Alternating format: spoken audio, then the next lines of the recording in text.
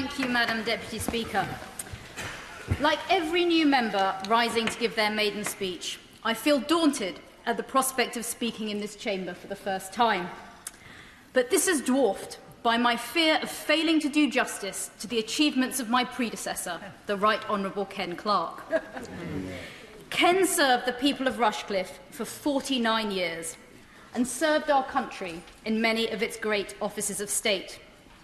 A friend, sparring partner and mentor to many on all sides of the political debate.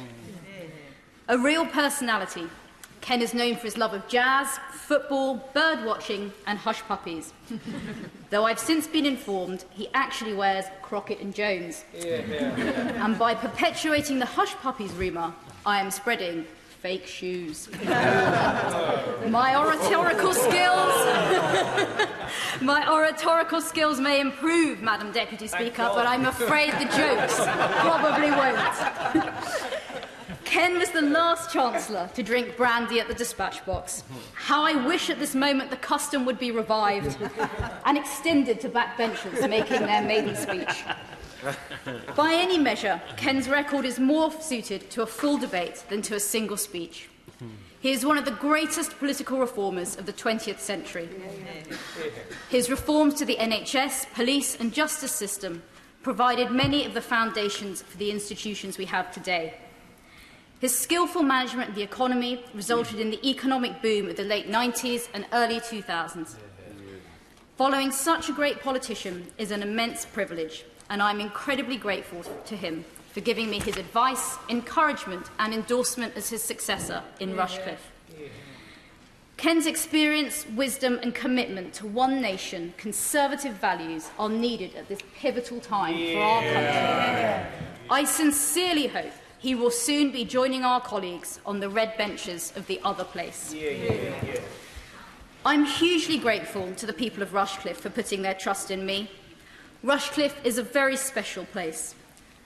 Consistently ranked as one of the best places to live in the UK, we have world-famous sports ground like Trent Bridge, Nottingham Forest, who will be promoted this season, and a thriving grassroots sports scene. The vibrant town of West Bridgford in the north of the constituency gives way to the rolling countryside and tranquil waters of the Grantham Canal. Dotted with villages, large and small, we are home to many historic traditions. The annual wrestling match in the village of Bunny, for example, for which the prize was a gold lace cap. Now, sadly, I won't get the opportunity to compete for this because it was discontinued in 1810. Before even the tenure of my predecessor began. I will, however, be taking part in the Hickling Scarecrow Weekend this September, an ambition that far outstrips my artistic talents. In Rushcliffe, we make tractors, wine, gypsum and electricity. We are the home of the National Geological Survey. We are proud to host the Defence National Rehabilitation Centre and the brave veterans it works with. We care passionately about protecting our environment and supporting local producers. Cropwell Bishop and Colston Bassett are two of the handful of dairies that produce the pungent blue marble goodness that is Stilton cheese. While our packed local markets in Ruddington, West Bridgford and Sutton Bonington showcase our vibrant scene of local food and drink producers. And that brings me on to this bill, Madam Deputy Speaker. Now, I should just say that I should declare an interest as my husband has received direct payments for his small holding. I very much welcome the stronger focus on food production and food security alongside environmental protections in this bill. Because food production and protecting our environment are inextricably linked. Where our food comes from and how it is produced are key factors that will determine how fast we are able to reduce adverse impacts on the environment. I'm delighted to see the government encouraging production of food in an environmentally sustainable way.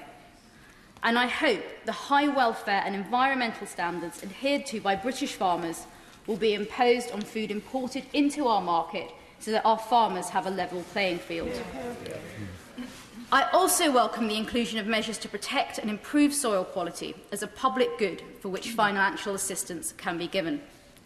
And finally, Madam Deputy Speaker, I welcome the provisions in Clause 27, which strengthen protections for producers across the entire agricultural supply chain. Protection from unfair trading practices imposed on them by some supermarkets and middlemen. For too long, we have taken the food on our plate for granted. We have not questioned too closely where it comes from, its impact on our planet, or whether the people we rely on to produce it are treated fairly by those who sell it to us. This must change, and I welcome the significant contribution this bill will make in bringing that change about.